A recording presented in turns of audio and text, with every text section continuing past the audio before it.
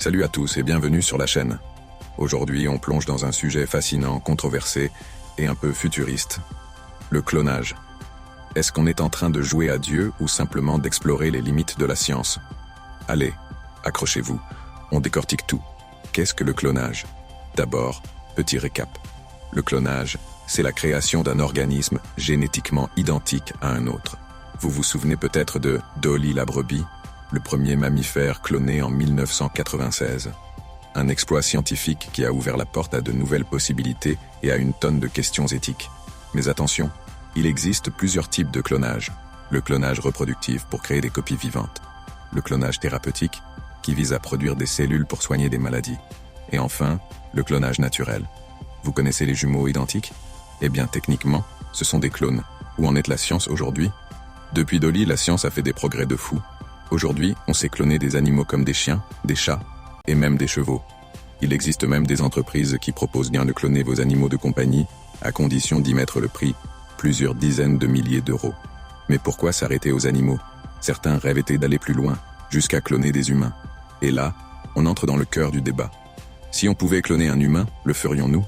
Imaginez, redonner vie à un proche décédé, créer des copies parfaites de soi pour accomplir différents rêves, ou même fabriquer des humains parfaits. Cela fait rêver mais aussi flipper, non? Les enjeux éthiques. Et parlons-en des peurs. Parce que le clonage soulève de sacrées questions morales. Qui aurait le droit de cloner? Pour quelles raisons? Et surtout, un clone, est-ce qu'il aurait les mêmes droits qu'une personne normale? Il y a aussi des risques. Beaucoup de clones souffrent de problèmes de santé, car la science n'est pas encore parfaite. Et puis, imaginez le bazar. Si quelqu'un clone un génie, ou pire, un dictateur. Science-fiction? Peut-être pas tant que ça. Pourquoi le clonage pourrait changer le monde? Malgré tout, le clonage offre des opportunités incroyables.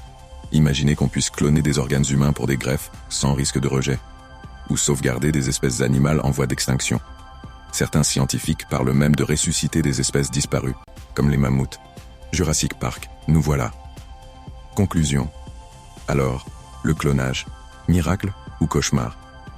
Ce qui est sûr, c'est que la science avance, que ça nous plaise ou non.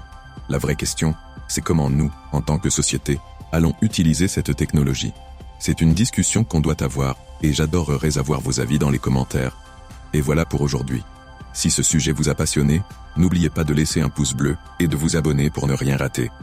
On se retrouve très vite pour une nouvelle plongée dans l'univers fascinant de la science et des technologies.